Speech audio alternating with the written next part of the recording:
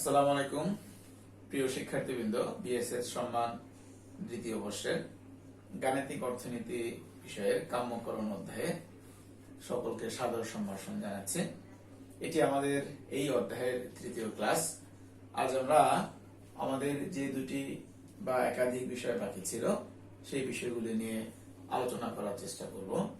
আমরা আমাদের প্রথম দুটি ক্লাসে দেখিয়েছি সংজ্ঞা, প্রকারভেদ, পার্থক্য এবং একটি স্বাধীন চলকের ক্ষেত্রে কাম্য মান বা চরম মান কিভাবে নির্ণয় করতে হয় সেই বিষয়টি দেখিয়েছি।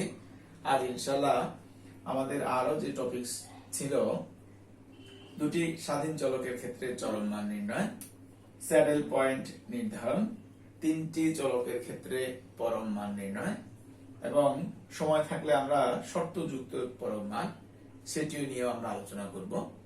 আমরা বলেছি স্বাধীন চলকের সংখ্যার ভিত্তিতে চরম মান বা পরম মান নির্ণয়ের সূত্রের ভিন্নতা পরিলক্ষিত হয়। অর্থাৎ একটি স্বাধীন চলকের ক্ষেত্রে যে প্রাথমিক শর্ত এবং পর্যাপ্ত শর্ত যা ছিল, দুটি স্বাধীন চলকের ক্ষেত্রে কাম্য মান নির্ণয় করার শর্ত মধ্যে ভিন্নতা আছে। যদি আমরা সেই শর্ত দুটি দেখি, আমাদের প্রয়োজনীয় বা প্রাথমিক শর্ত বা প্রয়োজনীয় শর্ত ছিল হিসিয়ান নির্ণায়ক z(x() > 0, অর্থাৎ এই প্রথম চলকের সাপেক্ষে দ্বিতীয় অন্তরীকরণের মান 0 থেকে বড় হবে, এবং হিসিয়ান 2 নির্ণায়ক, যেটাকে আমরা z(x(x), z(xy), z(yx), z(yy) এই প্রতীক দ্বারা প্রকাশ করি। অর্থাৎ এখানে এই দুটি মান হলো দুটি চলকের বিপরীত মুখী অন্তরীকরণের মান একই হবে এবং সেই রাশি দুটির মান আমরা এখানে বসাবো। আর z(x(x), z(yy) এই দুটি হলো আমাদের প্রথম চলকের সাপেক্ষে দ্বিতীয় অন্তরীকরণের মান এবং দ্বিতীয় চলকের সাপেক্ষে দ্বিতীয় অন্তরীকরণের মান। এই সার্বিক রাশিটির মান ধনাত্মক আসতে পারে, ঋণাত্মক আসতে পারে। এক্ষেত্রে কি কি বিষয়ের ভিত্তিতে আমরা অঙ্কগুলি করব সেটি দেখি।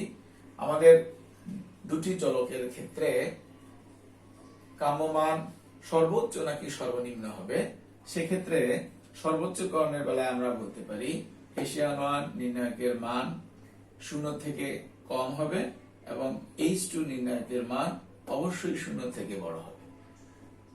দুটি চলকের সাপেক্ষে অপেক্ষকের মান যদি সর্বনিম্ন হয়, সেক্ষেত্রে h1 নির্ণায়কের মান 0 থেকে বড় হবে, h2 নির্ণায়কের মান 0 থেকে বড় হবে। অর্থাৎ h1 এর মান 0 থেকে ছোট হলে সর্বোচ্চ এবং h1 এর মান 0 থেকে বড় হলে সর্বনিম্ন, কিন্তু উভয় ক্ষেত্রেই h2 নির্ণায়কের মান 0 থেকে বড় হবে। কিন্তু কোনো কারণে যদি আমরা রাশিটি দেখি h2 নির্ণায়কের মান 0 থেকে ছোট আসছে বা নেগেটিভ আসছে, সেক্ষেত্রে আমরা স্যাডেল বিন্দু পাবো।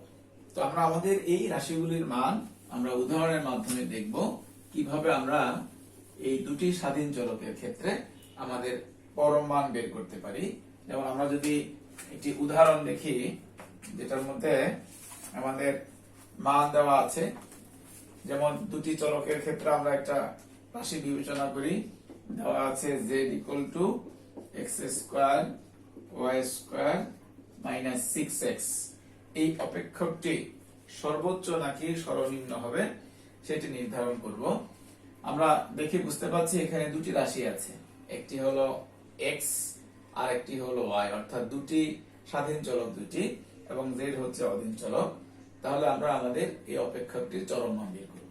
সেক্ষেত্রে আমরা তাহলে প্রয়োজনীয় শর্ত ছিল zx এই রাশিটির মান বের করি।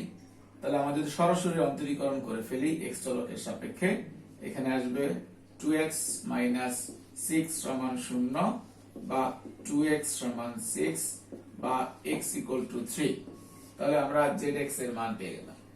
যদি আমরা এই রাশিটির সেকেন্ড ডেরিভেটিভ করি, অর্থাৎ প্রথমবার অন্তরীকরণ করে যেটা পেয়েছি সেটাকে আবার অন্তরীকরণ করা হলে সেটাকে বলা হয় সেকেন্ড ডেরিভেটিভ। আমরা zxx পেয়েছি। এরপরে আসা যাক, আমাদের যদি zy বের করি, অর্থাৎ দ্বিতীয় চলক y এর সাপেক্ষে যদি আমরা অন্তরীকরণ করি আংশিক, আংশিক কেন করব আমরা, এখানে একাধিক চলক আছে, তাহলে y চলকের সাপেক্ষে করলে এখানে হয় 2y সমান 0 বা y সমান 0। যদি আমরা z y বের করি তাহলে অন্তরীকরণ সেকেন্ড ডেরিভেটিভ করলে আমরা পাবো 2। তাহলে আমরা কি পেলাম, আমাদের প্রাথমিক শর্তের দুটাই আমরা করেছি এবং পর্যাপ্ত শর্তে ছিল h2 নির্ণায়ক, সেখানে এই রাশির মান পেয়েছি, এটা পেয়েছি। আমাদের এবার ইয়াং এর যে তত্ত্ব আছে zxy এবং zy এর মান বের করব। আমরা জানি zxy এবং yx উভয় ক্ষেত্রেই আমরা একই মান পাবো। সেক্ষেত্রে আমরা যদি মান বের করি তাহলে y এর সাপেক্ষে করে যেটি পেয়েছি সেটাকে আমরা x এর সাপেক্ষে অন্তরীকরণ করব। তাহলে আমরা পেয়েছিলাম 2y, 2y কে x এর সাপেক্ষে অন্তরীকরণ করলে আমরা 0 পাই। সুতরাং h1 এবং h2 নির্ণায়কের সবগুলি মান আমরা পেয়েছি। এই সবগুলি মানকে যদি আমরা আমাদের মূল সূত্রে বসিয়ে দেই তাহলে আমরা আমাদের সমীকরণটি পেয়ে যাব। আমাদের সমীকরণটি ছিল z = x² plus y² minus 6x, মূল রাশি এটা। তাহলে আমরা আমাদের এই মানগুলি বসিয়ে দেই, দেখা যাক আমাদের কি কি মান আসছে। h1 আমরা কি পেয়েছিলাম, zxx এর মান পেয়েছিলাম 2, দ্যাট মিন্স 0 থেকে বড়। এরপর আমাদের h2 নির্ণায়কের মান আমরা সবগুলি পেয়েছিলাম। তাহলে h2 নির্ণায়কের মান যদি আমরা বসাই, কি কি পেয়েছি, zxx পেয়েছি 2, zxy 0 0 এবং zyy পেয়েছি 2। দ্যাট মিন্স এই রাশিটির মান কিভাবে বের করতে হয়, নির্ণায়কের নিয়মে প্রধান কর্ণের গুণফল মাইনাস অপ্রধান কর্ণের গুণফল, দ্যাট মিন্স 4 পেয়েছি আমরা। তাহলে এই রাশিটির মান কি, 0 থেকে বড়। তাহলে এখন দেখো তো আমরা একটা সিদ্ধান্তে আসতে পারি কিনা। সিদ্ধান্তটা কি ছিল, যে দুটি স্বাধীন চলকের ক্ষেত্রে কাম্য মান নির্ণয়ের ক্ষেত্রে h1 নির্ণায়কের মান 0 থেকে বড়, h2 নির্ণায়কের মান 0 থেকে বড়। আমাদের কিন্তু এসেছে তাই, h1 নির্ণায়কের মান 2 0 থেকে বড়, h2 নির্ণায়কের মান 4 সেটাও 0 থেকে বড়। আমরা ক্লাসের শুরুতে বলেছিলাম যদি h1 0 থেকে বড়, h2 নির্ণায়ক 0 থেকে বড় হয় তাহলে আমাদের অপেক্ষকটি সর্বনিম্ন হবে, অর্থাৎ শর্তটি পালিত হয়। আমরা এটিও বলেছি যদি h1 নির্ণায়কের মান 0 থেকে ছোট, h2 নির্ণায়কের মান 0 থেকে বড় হয় তাহলে অপেক্ষকটি সর্বোচ্চ হবে।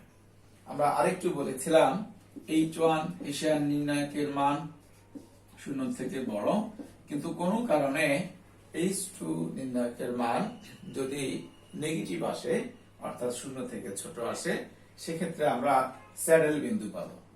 সুতরাং শিক্ষার্থীরা আমরা একটি অপেক্ষকের ক্ষেত্রে দেখিয়েছি কিভাবে আমাদের দ্বিচলক বিশিষ্ট অপেক্ষকটি সর্বোচ্চ না সর্বনিম্ন হয় সেটি।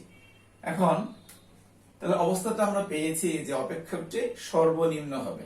আর যদি সেই সর্বনিম্ন মানটি বের করতে বলে তাহলে আমরা আমাদের সমাধানে যে x এর মান পেয়েছিলাম 3 এবং y এর মান পেয়েছিলাম 0, এই দুটি মান যদি আমরা মূল অপেক্ষকে বসায় দেই তাহলে সুতরাং অপেক্ষকটি হবে বা সর্বনিম্ন নাকি সর্বোচ্চ, সর্বনিম্ন মানটি হবে। তাহলে অপেক্ষকটির সর্বনিম্ন মানটি হবে, আমরা কি পাবো, আমরা পাবো z = যে মান পেয়েছি 3² plus 0² 6 into 3, that means 9 minus 18, that means minus 9। তাহলে আমরা একটি কমপ্লিট একটি মান পেলাম। সুতরাং দুটি স্বাধীন চলক বিশিষ্ট অপেক্ষকের ক্ষেত্রে চরম মান নির্ণয়ের ক্ষেত্রে আমরা দেখিয়েছি অপেক্ষকটির সর্বনিম্ন হবে এবং সর্বনিম্ন মানটিও পেয়েছি। আচ্ছা, এবার আসা যাক স্যাডেল পয়েন্ট যদি আমরা করি। স্যাডেল পয়েন্টের ক্ষেত্রে কি আমরা বলেছিলাম যে হেসিয়ান নির্ণায়কের মান 0 থেকে কম আসবে অর্থাৎ নেগেটিভ আসবে। আচ্ছা, এবার একটা একটা সমীকরণ আমরা দাঁড়া করাই। যেমন দেওয়া আছে Q equal to L square minus 2k square plus 4k। অপেক্ষকটির চরম মান বের করতে বলেছে। আমরা অঙ্কটি দেখে বুঝতে পারছি এটি একটি দুটি স্বাধীন চলক বিশিষ্ট অপেক্ষক এবং এটির মান সর্বোচ্চ নাকি সর্বনিম্ন নাকি স্যাডেল পয়েন্ট হবে সেটি আমাদের বের করতে বলেছে। তাহলে যদি আমরা কিউএল বের করি, অর্থাৎ এল চলকের সাপেক্ষে প্রথম অন্তরীকরণের মান 2l equal to 0, that means l equal to 0। যদি আমরা QLL বের করি তাহলে প্রথমবার করে যেটি পেয়েছি সেটিকে আবার অন্তরীকরণ করা, দ্যাট মিন্স আমরা del L 2l সমান 2 পাবো আমরা। তাহলে QLL পেয়েছি 2। যদি আমরা QK বের করি, অর্থাৎ k এর সাপেক্ষে আংশিক অন্তরীকরণের মান 4k প্লাস 4 সমান 0 বা মাইনাস 4k সমান মাইনাস 4 বা k ইকুয়াল টু 1। তাহলে দেখো আমরা l এর মান 0 পেয়েছি, k এর মান আমরা 1 পেয়েছি। যদি আমরা QKK বের করি, অর্থাৎ প্রথমবার অন্তরীকরণ করে যে মান পেয়েছি সেটিকে আবার যদি অন্তরীকরণ করা হয় সেটাকে আমরা দ্বিতীয় অন্তরীকরণ বলি, তাহলে এটার মান আসবে -4, দ্যাট মিন্স নেগেটিভ। আচ্ছা, তাহলে আমাদের আরো দুটি রাশির মান রয়ে গেছে। আমরা QKK তার মান পেয়েছি আমরা -4। এবার আসা যাক আমাদের এই দুইটা রাশির মান হিসেবে ইয়ং এর তত্ত্ব অনুসারে, তাহলে QLK সমান QKL ইকুয়াল টু আমরা পাবো QK। তাহলে L এর সাপেক্ষে যদি Q কে অন্তরীকরণ করা হয় তাহলে আমরা পেয়েছি কোনটা -4k, দ্যাট মিন্স 0 আসে। কেন? অর্থাৎ L চলকের সাপেক্ষে K চলক বিশিষ্ট অপেক্ষকের অন্তরীকরণের মান 0। তাহলে এই মানগুলিকে যদি আমরা এবার আমাদের মূল সমীকরণে বসিয়ে দেই, অর্থাৎ সিদ্ধান্তের দিকে যাই, অতএব H1 নির্ণায়ক আমরা পেয়েছি ZXX, যেটি কিনা এখানে হলো QLL, এটি পেয়েছি 2, এবং হেসিয়ান নির্ণায়ক 2 আমরা যে সমীকরণ রাশিগুলি বের করেছি সেটি যদি বসাই এখানে তাহলে আমরা কি মান পাই? আমাদের এখানে আমরা QLL পেয়েছি 2, এটা 0 0, এবং QKK পেয়েছি -4। এই রাশিটির নির্ণায়কের মান বের হবে -8, দ্যাট মিন্স নেগেটিভ। অতএব অঙ্কের শুরুতে আমরা বলেছিলাম যে হেসিয়ান 2 নির্ণায়কের মান যদি কোনো কারণে ঋণাত্মক বা 0 থেকে ছোট আসে তাহলে উক্ত অপেক্ষকটির মান সর্বোচ্চ বা সর্বনিম্ন নয়, সেটি আমাদের স্যাডেল পয়েন্ট নির্দেশ করবে। তাহলে আমরা যদি এবার সিদ্ধান্তের পালা বলি, সুতরাং আমরা যে সিদ্ধান্ত চাই, তাহলে সিদ্ধান্তের ক্ষেত্রে কি লিখব? যেহেতু H1 0 থেকে বড় এবং H2 নির্ণায়ক 0 থেকে ছোট, সেহেতু L ইকুয়াল টু আমরা 0 পেয়েছি, K ইকুয়াল টু 1, মানে উক্ত অপেক্ষকটি মান সর্বোচ্চ বা সর্বনিম্ন নয়, বরং এটি স্যাডেল পয়েন্ট নির্দেশ করবে। আর যদি বিন্দুটি বের করতে বলা হয়, অর্থাৎ আমাদের সেই স্যাডেল বিন্দুটি কত, সেক্ষেত্রে আমরা বলবো তাহলে স্যাডেল বিন্দুটি হবে আমরা যে মান পেয়েছি L এবং K, সেই মানটি হবে আমাদের স্যাডেল বিন্দু।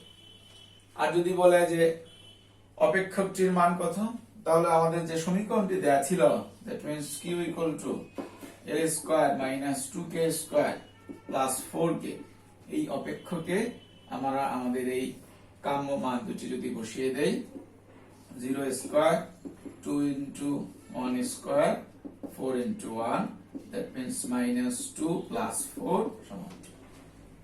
তাহলে এই কাম্যকরণ অধ্যায়ে একটি সমীকরণ থেকে যে বিষয়গুলি বের করতে বলা হয় সেটি জানা হয় যে অপেক্ষকটি সর্বোচ্চ নাকি সর্বনিম্ন হবে, সেটিকে আমরা বলি পরম মান নির্ণয়। সেই বিন্দুটি বের করা, অর্থাৎ সর্বোচ্চ বা সর্বনিম্ন হলে সেই বিন্দুটি কত সেটি বের করা, এবং থার্ডলি হলো সেই কাম্য মানটি কত, অর্থাৎ যদি সর্বোচ্চ হয় তাহলে সর্বোচ্চ মানটি কত, আর যদি সর্বনিম্ন হয় সর্বনিম্ন মানটি কত। এভাবে আমরা দ্বিচলক বিশিষ্ট অপেক্ষকের ক্ষেত্রে সর্বোচ্চ মান বা সর্বনিম্ন মান বের করতে পারি। কোন কোন ক্ষেত্রে একটি অপেক্ষক দিয়ে বলা হবে যে অপেক্ষকটির চরম মান বের করো, সেক্ষেত্রে সর্বোচ্চ, সর্বনিম্ন নাকি স্যাডেল পয়েন্ট, সেটি অঙ্কের সূত্রের মানগুলি যদি আমরা বসিয়ে সূত্রের শর্তগুলির যে মান আমরা পাবো, নেগেটিভ, পজিটিভ অথবা শর্তের সাথে ফুলফিল করবে, তার ভিত্তিতে আমাদের সিদ্ধান্ত নিতে হবে অপেক্ষকটির মান সর্বোচ্চ, সর্বনিম্ন নাকি স্যাডেল পয়েন্ট। সুতরাং প্রিয় শিক্ষার্থী, আমরা কাম্যকরণ অধ্যায়ের এই ক্লাসের মাধ্যমে জেনেছি যে একটি চলকের ক্ষেত্রে কিভাবে মান বের করতে হয়, দুটি চলকের ক্ষেত্রে কিভাবে মান বের করতে হয় এবং তার সাথে কিভাবে স্যাডেল বিন্দু থাকে সেটিও আমরা বের করা শিখেছি। ইনশাআল্লাহ আগামী ক্লাসে আমরা এই কাম্যকরণ অধ্যায়ের 3টি স্বাধীন চলকের ক্ষেত্রে এবং শর্তযুক্ত চরম মান বের করার সেই অঙ্ক এবং পদ্ধতি শিখব। তো সুতরাং সকলকে শুভেচ্ছা জানাচ্ছি এবং আলহামদুলিল্লাহ আমরা আগামী ক্লাসে পরবর্তী বিষয়গুলি নিয়ে আলোচনা করব। ধন্যবাদ সবাইকে।